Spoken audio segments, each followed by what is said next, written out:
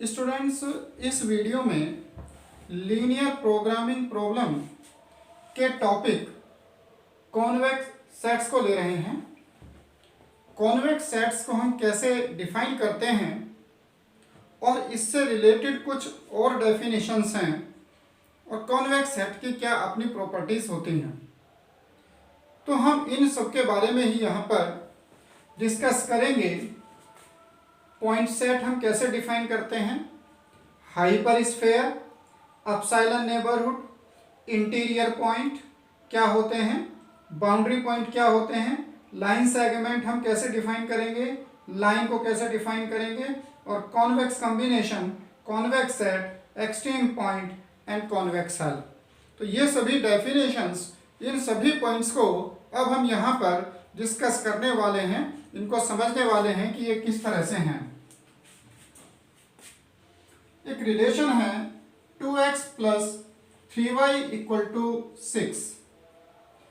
2x plus 3y equal to 6 क्या represent करता है? It represent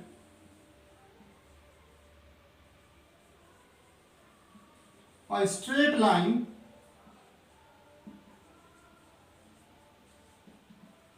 in 2 dimension।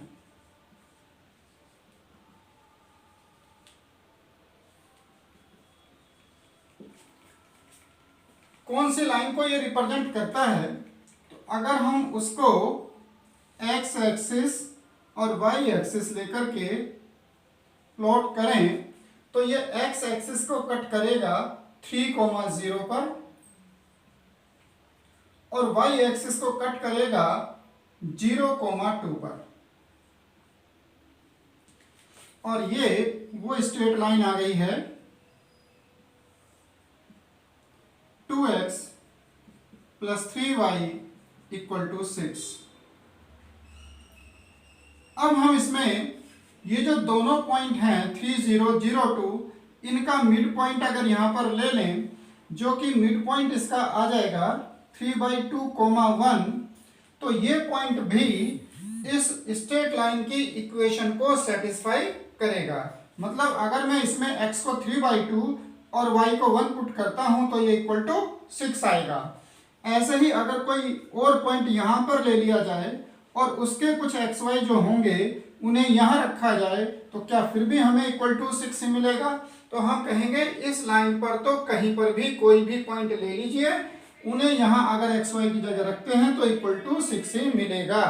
यानी जितने भी पॉइंट आप इस पर देख रहे हैं वो सभी पॉइंट इस रिलेशन को सेटिस्फाई करेंगे। कौन से सेटिस्फाई नहीं करेंगे? जो इस लाइन पर नहीं होंगे केवल वही सेटिस्फाई नहीं करेंगे। इस लाइन का हर एक पॉइंट इसे सेटिस्फाई करेगा। तो आप इस पे कहीं भी पॉइंट ले लें, यहाँ पर, यहाँ पर, यहाँ पर, किसी भी जगह पर आप पॉइंट लेंगे तो उन्हें अगर यहाँ पर एक्स वाई की जगह कोऑर्डिनेट रखते हैं तो इक्वल टू 6 ही मिलता है। तो हम ये समझ पा रहे हैं कि इस लाइन को फिर हम पॉइंट्स की फॉर्म में ही डिफाइन करें। इस स्ट्रेट लाइन को हम कहें कि ये इस तरह के पॉइंट्स को लेकर के बनाया है, इस तरह के पॉइंट्स का कलेक्शन है। कौन से पॉइंट्स का कलेक्शन है? जो इस रिलेशन को सेटिस्फाई कर जाएं। तो ऐसे सारे पॉइंट्स जो इस रिलेशन को सेटिस्फाई करते हैं वे सभी इस स्ट्रेट लाइन पर हैं। इट मीन्स इस स्ट्रेट लाइन को हम एक पॉइंट की फॉर्म में भी लिख सकते हैं। हम ये कह सकते हैं कि एक सेट S हमारे पास है और इस सेट S में पॉइंट X है। जो पॉइंट X है ये x, y की फॉर्म में होगा। x एक्सिस, x कोऑर्डिनेट और y कोऑर्डिनेट होंगे इसमें, और ये जो x, y पॉइंट है वो इस रिलेशन को सेटिस्फाई करेगा 2x plus 3y equal to 6। It means the set S is the collection of all those points x, y such that 2x plus 3y equal to 6। यानी S एक set है, इस तरह का सेट है कि जिसके एलिमेंट्स पॉइंट्स हैं। कैसे पॉइंट हैं? जो पॉइंट इस रिलेशन को सेटिस्फाई करेंगे। तो इस रिलेशन को सेटिस्फाई करने वाले सभी पॉइंट इस लाइन पर है। तो हमने ये एक सेट की फॉर्म में इस लाइन को डिफाइन किया। अब ये जो हम कह रहे हैं कि ये जो सेट बना है इसके एलिमेंट किस तरह के हुए, इसके एलिमेंट हुए पॉइंट। तो हम इसे कहें कि हमने ये एक पॉइंट सेट बना दिया है। तो ऐसा पॉइंट सेट का मतलब इस तरह का सेट जिसके एलिमेंट पॉइंट्स हैं। अब इसी तरह से हम एक दूसरा रिलेशन ले लें, x square plus y square plus z square equal to a square. ये क्या रिप्रेजेंट करता है? It represent a sphere with center at origin and radius a। अब ये जो स्फीयर है इसको भी हम कहें कि सेट ऑफ पॉइंट की फॉर्म में हम इसे लिख सकते हैं, ऐसा पॉइंट x, y, z कि ये रिलेशन सेटिस्फाई हो जाए x square plus y square plus z square equal to a square. तो ये भी सेट ऑफ पॉइंट है और ये भी सेट ऑफ पॉइंट्स ही हैं। तो हमने स्ट्रेट लाइन को भी सेट ऑफ पॉइंट्स की फॉर्म में लिखा है और यहाँ स्फीयर को भी सेट ऑफ पॉइंट्स की फॉर्म में लिखा है। तो हम ये इस तरह का जो डिफाइन कर रहे हैं सेट ऑफ पॉइंट्स, वही हम इस टॉपिक में करते हैं जो कॉन्वेक्स सेट हमारा टॉपिक है। अब हम सेट ऑफ पॉइंट्स को डिफाइन करें उससे पहले मैथमेटिक्स की एक बात सोचें कि ये 2 डायमेंशन में हमने स्ट्रेट लाइन बनाई, 3 डायमेंशन में ये स्फीयर लिया, लेकिन मैथमेटिक्स ये अलाउ करता है कि आप इसकी डायमेंशन जितनी चाहें उतनी ही बढ़ाते चले जाएं। जैसे हमने यहाँ पॉइंट x, y लिया, यहाँ पर x, y, z लिया, आप x, y, z, u ले लें, x, y, z, u, v ले लें। यानी इस कोऑर्डिनेट को आप 2 वेरिएबल में, 3 में, 10 में, 50 में, कितने में भी आगे इसको एक्सपेंड कर सकते हैं। तो वैसे तो हम रियल वर्ल्ड में ये कहते हैं कि जो भी हमारी प्रॉब्लम होती हैं वो 3 डायमेंशन में होती हैं, लेकिन मैथमेटिक्स ये कहेगा कि नहीं, हम तो अपनी डायमेंशन को 3 कर रहे हैं, 4 कर रहे हैं, 5 कर रहे हैं, 6 कर रहे हैं और भी ज़्यादा कर रहे हैं।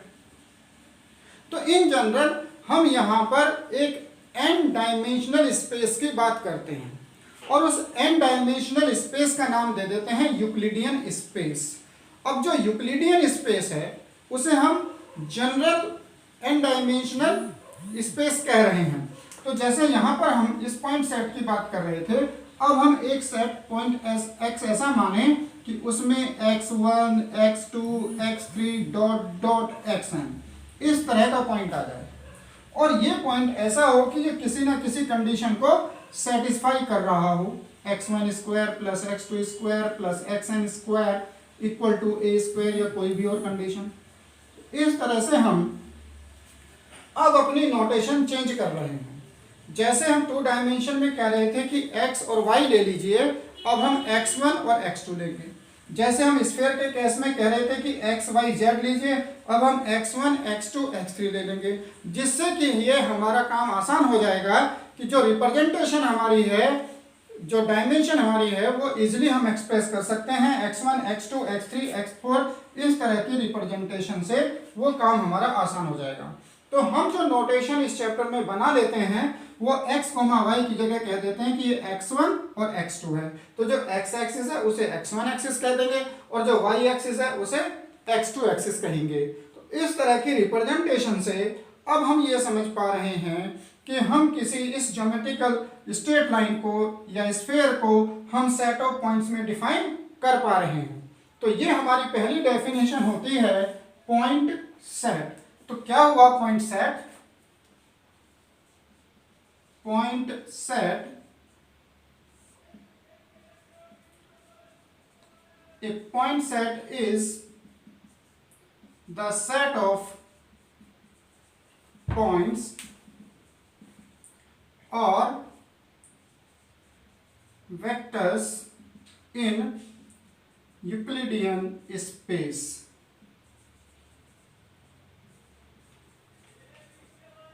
e power n। इसे हम अगर रियल नंबर की बात करते हैं तो r पावर n भी कह सकते हैं और e से भी इसको रिप्रेजेंट कर देते हैं, क्योंकि यूक्लिड का जो पहला अल्फाबेट e है उसको लेकर के हम e की इसमें e पावर n से भी इसे रिप्रेजेंट कर देते हैं। तो इस तरह से हम पॉइंट सेट इसमें डिफाइन करते हैं। जो हमारे टॉपिक की पहली डेफिनेशन है, point set is the set of points. अब वो जो सेट ऑफ पॉइंट्स है उसके जो एलिमेंट हैं उनको दूसरा नाम यहाँ पर हम दे रहे हैं एक वेक्टर्स भी, क्योंकि आप देखते हैं कि जब इस तरह के 2, 3 इस तरह की फॉर्म में ये नंबर्स लिखे जाते हैं तो उनको हमने वेक्टर्स भी कहा था, जैसा कि हम लीनियर अलजेब्रा में पढ़ते हैं। तो इसलिए हमने इसको ऐसे डिफाइन कर दिया, a point set is the set of points और vectors in Euclidean space. Euclidean space यानी n डायमेंशनल स्पेस। तो हम n डायमेंशनल स्पेस में पॉइंट सेट को इस तरह से डिफाइन करते हैं। यही हमारी बेसिक डेफिनेशन है जो इससे आगे अब हमारी दूसरी डेफिनेशंस में हेल्प करती है। नेक्स्ट हम इसमें लेते हैं हाइपर स्फीयर।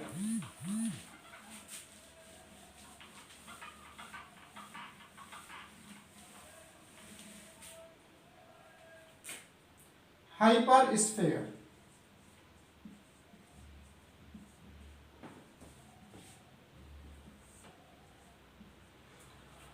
तो जैसा कि इसके नाम से ही लग रहा है कि कुछ स्फीयर से रिलेटेड है। तो जब हम 3 डायमेंशन में स्फीयर को डिफाइन करते हैं तो वो हो जाता है x² + y² + z² = a²। लेकिन जब n डायमेंशन में जब हम अपनी डायमेंशन n करते हैं तो स्फीयर का नाम दे देते हैं हाइपर स्फीयर। और हाइपर स्फीयर में अब हमारे पास जो x, y, z होते थे उनको हम रिप्रेजेंट करेंगे x1, x2, x3 and so on xn से। तो इसकी इक्वेशन कुछ इस तरह से आ जाएगी, x1² + x2² + x3² + and so on xn² = a², या यहाँ पर हम बुक्स में कई बार इसको एप्सिलॉन से भी रिप्रेजेंट कर देते हैं। ये तो उस केस में है जब सेंटर हमारा 0 है, ओरिजिन है। और अगर इसका सेंटर कुछ और है तो हम ऐसे कहेंगे x1 - a1² + x2 - a2² + x3 - a3² and so on xn - an² = ε²। अब इसमें जो सेंटर है वो ये हो गया a1, a2 and so on an। और रेडियस इसमें कितनी हो गई? रेडियस इसमें हो गई एप्सिलॉन, जो हम ये डिफाइन कर रहे हैं।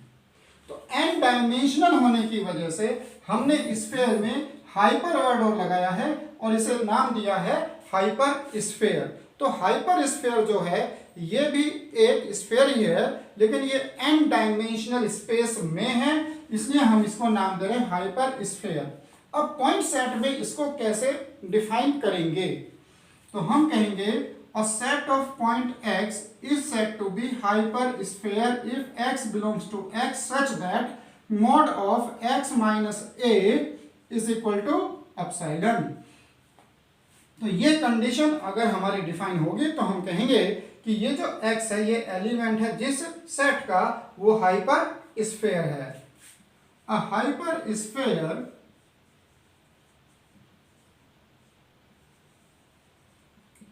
is the set of points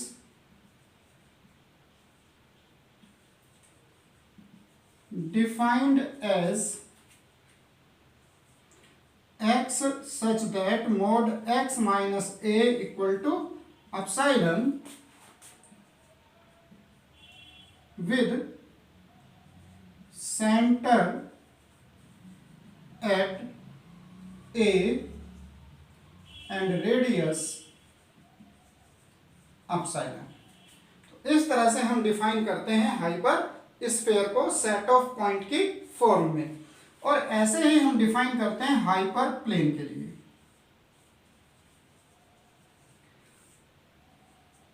जो प्लेन को आपने पढ़ा है, जो प्लेन की इक्वेशन है 3 डायमेंशन में, तो हम कहते थे ax + by + cz + d = 0।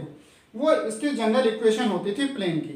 अब हम चूंकि बात कर रहे हैं हाइपर प्लेन की, तो यानी n डायमेंशन स्पेस में, तो हम उसको कह देंगे c1x1 + c2x2 प्लस C3x3 प्लस and so on plus Cnxn equal to epsilon या z, इस तरह की फॉर्म इसमें ले ली जाती है। अब ये तो x1 x2 x3 ये पॉइंट हुआ, C1 C2 C3 Cn ये क्या हुए? तो ध्यान कीजिए, जब आप जनरल इक्वेशन ऑफ प्लेन लिखते थे ax plus by plus cz plus d equal to 0, उसमें जो abc होते थे वो नॉर्मल के डायरेक्शन रेशो होते थे, नॉर्मल के। तो यहाँ पर भी ये जो C1 C2 C3 Cn है ये नॉर्मल को ही इसमें रिप्रेजेंट करते हैं। तो ये जो नॉर्मल फॉर्म इसमें बनती है जब हम हाइपर प्लेन को डिफाइन करते हैं, C1 C2 C3 Cn, this is perpendicular to the plane, ये प्लेन के परपेंडिकुलर वेक्टर को डिफाइन करता है। और अगर हम इसको ऐसे कहें कि C upon mode C plus में या माइनस में, which is unit normal vectors, ये इसको रिप्रेजेंट करता है क्योंकि इसके मोड से हमने इसको डिवाइड कर दिया है, इसको हमने C से रिप्रेजेंट किया है। तो जो C है ये परपेंडिकुलर वेक्टर है प्लेन के और ये यूनिट नॉर्मल वेक्टर है। तो इस तरह से हम डिफाइन करते हैं हाइपर स्फीयर और हाइपर प्लेन को। सिंपल प्लेन और स्फीयर ही समझेंगे, बस n डायमेंशन होने की वजह से ये हाइपर स्फीयर और हाइपर